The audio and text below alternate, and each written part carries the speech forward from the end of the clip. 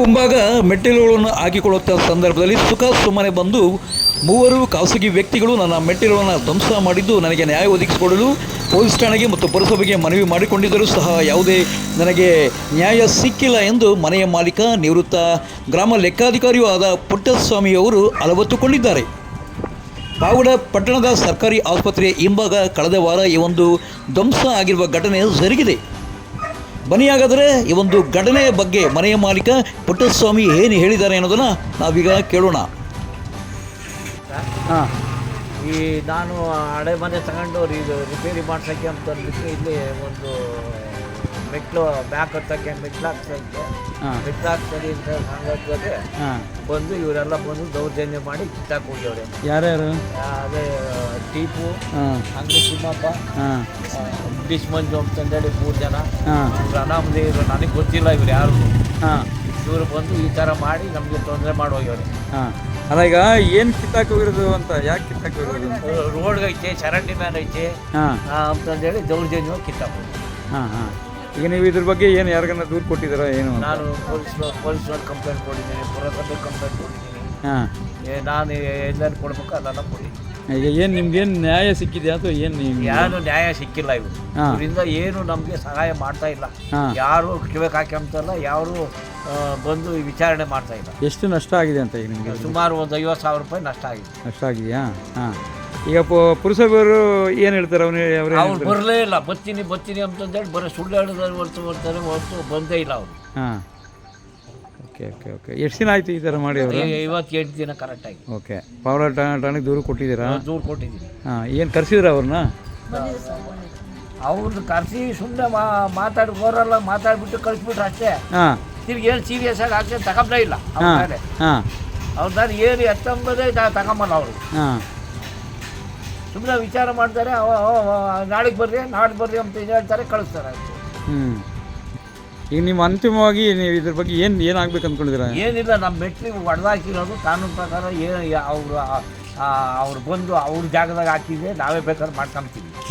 ನಮ್ಮ ಜಾಗದಾಗ ಕರೆಕ್ಟಾಗಿ ನಾನು ಅಳತೆ ಪ್ರಕಾರ ಕರೆಕ್ಟಾಗಿ ಒಳಗಡೆ ಇದ್ದರೆ, ನನ್ನ ಲೆಕ್ಕದಾಗ ಇದ್ದರೆ ಬಂದು ಅವ್ರು ಸರ್ ಮಾಡಿಕೊಡ್ಬೇಕು. ಅದಕ್ಕೆ ಎಷ್ಟು ಆಕೈತೋ ಅದು ವೆಚ್ಚ ಎಲ್ಲ ಕಟ್ಕೊಡ್ಬೇಕು.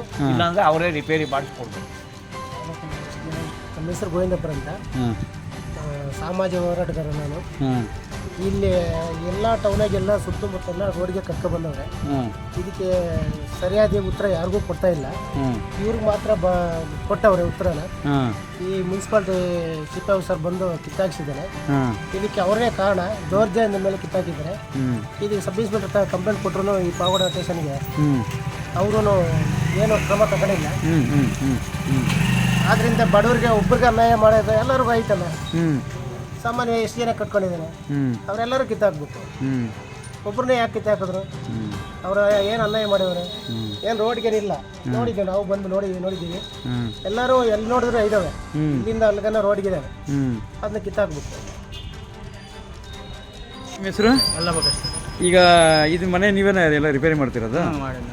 ಇದು ಮೆಟ್ಟೆಲ್ಲ ಕೆಡುವುದ್ರಂತಲ್ಲ, ಯಾವಾಗ? ಯಾರು? ಮುಂದಿನ ಶುಕ್ರವಾರ ಸರ್.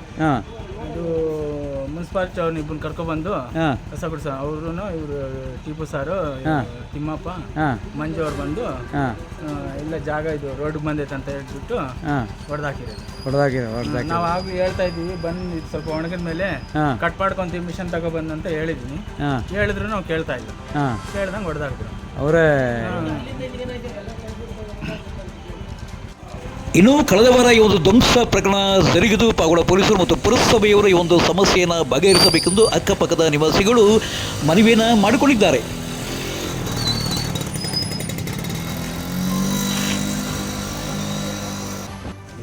ನಮ್ಮ ಪಾವಗಡ ತಾಲೂಕಿನಲ್ಲಿ ಸಮಾಜಮುಖಿ ಸೇವಾ ಕಾರ್ಯಗಳಲ್ಲಿ ಅತ್ಯುನ್ನತ ಸೇವಾ ಕಾರ್ಯಗಳನ್ನು ಮಾಡಿರ್ತಕ್ಕಂಥ ಎಲಿಟ್ ಸೊಸೈಟಿ ಅಂತ ಒಂದು ಸಂಸ್ಥೆ ಇದೆ. ಆ ಎಲಿಟ್ ಸೊಸೈಟಿ ಸಂಸ್ಥೆ ಅಧ್ಯಕ್ಷರೇ ಮಾನವ ಶಶಿಕಿರಣ್ ಅಂತೇಳಿ. ಮಾನವ ಶಶಿಕಿರಣ್ ಅವರು ಹಲವಾರು ಜನಪರ ಕಾರ್ಯಕ್ರಮಗಳನ್ನು ಹಮ್ಮಿಕೊಂಡು ತಾಲೂಕಿನಾದ್ಯಂತ ಒಂದು ಮುಂಚೂಣಿಯಲ್ಲಿದ್ದಾರೆ. ಅದೇ ರೀತಿಯಾಗಿ ನಿಮ್ಮ ಶಾಲೆಗೂ ಸಹ ಭಾಳಷ್ಟು ಸಾರಿ ಬಂದು ನಿಮಗೆ ಶಾಲಾ ಮಕ್ಕಳಿಗೆ ಬ್ಯಾಗು ಕೊಟ್ಟು ನಾವು ನೆನೆಸ್ಕೋಬೇಕಾಗುತ್ತೆ.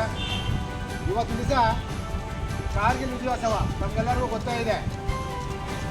ಕಾರ್ಗಿಲ್ನಲ್ಲಿ ಸುಮಾರು ವೀರ ಯೋಧರು ಕಾರ್ಗಿಲ್ ಯುದ್ಧದಲ್ಲಿ ವೀರಮರಣವನ್ನು ಹೊತ್ತಾರೆ. ಅವರ ಒಂದು ನೆನಪಿಗಾಗಿ ನಾವು ಜುಲೈ 26ನೇ ತಾರೀಕು ಕಾರ್ಗಿಲ್ ಯುದ್ಧದಲ್ಲಿ ಏನು ಸಾವನ್ನಪ್ತಾರೆ, ವೀರಮರಣವನ್ನು ಹೊಂದ್ತಾರೆ ನಮ್ಮ ವೀರ ಯೋಧರು ನಮ್ಮ ಭಾರತ ದೇಶಕ್ಕಾಗಿ, ಅಂಥವರ ಒಂದು ಸ್ಮರಣೆಯನ್ನು ಮಾಡಲಿಕ್ಕೋಸ್ಕರ ಇವತ್ತು ಕಾರ್ಗಿಲ್ ವಿಜಯೋತ್ಸವ ಅಂತೇಳಿ ಮಾಡ್ತಾ ಇದ್ದೇವೆ. ಅವರೆಲ್ಲರಿಗೂ ನಮ್ಮ ನೆನಪಿಗಾಗಿ ಅವರೊಂದು ಶ್ರದ್ಧಾಂಜಲಿ ಅರ್ಪಿಸೋಣ. ದಯವಿಟ್ಟು 1 ನಿಮಿಷದ ಕಾಲ ಆ ವೀರ ಯೋಧರಿಗೆ. ಜುಲೈ 26ರಂದು ಕಾರ್ಗಿಲ್ ವಿಜಯ ದಿವಸ ಕಾರ್ಯಕ್ರಮವನ್ನು ಪಾವಗಡ ಪಟ್ಟಣದ ಸರ್ಕಾರಿ ಹಿರಿಯ ಮಾದರಿ ಪಾಠಶಾಲಾ ಆವರಣದಲ್ಲಿ ಎಲ್ಪ್ ಸೊಸೈಟಿ ವತಿಯಿಂದ ಹಮ್ಮಿಕೊಳ್ಳಲಾಗಿತ್ತು. ಈ ಒಂದು ಕಾರ್ಯಕ್ರಮದಲ್ಲಿ ಎಲ್ಪ್ ಸೊಸೈಟಿ ಅಧ್ಯಕ್ಷರಾದಂಥ ಮಾನಮ್ ಶಶಿಕರಣ್, ಬ್ಲಡ್ ಶಶಿಕಲಾ, ಬೇಕರಿ ನಾಗರಾಜ್ ಮತ್ತು ಮುಖ್ಯ ಶಿಕ್ಷಕರಾದ ಗಂಗಪ್ಪ, ಸಹ ಶಿಕ್ಷಕರಾದ ವೆಂಕಟನಾಯ್ಕ್, ನಾಗಭೂಷಣ, ಆನಂದಪ್ಪ, ದುರ್ಗಮ್ಮ, ರಾಘವೇಂದ್ರ, ನಾರಾಯಣಪ್ಪ, ಮಲ್ಲಿಕಾರ್ಜುನ್, ಚಂದ್ರಶೇಖರ್ ಸೇರಿದಂತೆ ಸರ್ಕಾರಿ ಹಿರಿಯ ಮಾದರಿ ಪಾಠಶಾಲಾ ವಿದ್ಯಾರ್ಥಿಗಳು ಹಾಜರಿದ್ದರು. ಈ ವೇಳೆ ಈ ಒಂದು ಕಾರ್ಗಿಲ್ ವಿಜಯ ದಿವಸದ ಬಗ್ಗೆ ಹೆಲ್ಪ್ ಸೊಸೈಟಿಯ ನಿರ್ದೇಶಕರಾದ ಬೇಕರಿ ನಾಗರಾಜ್ ವಿವರಣೆಯನ್ನು ನೀಡಿದ್ದಾರೆ. ಅನಿಲ್ ಮಹದೇವ್ ಜೊತೆ ಸತ್ಯ ಲೋಕೇಶ್, ಪಾವಗಡ ಪವರ್ ನ್ಯೂಸ್.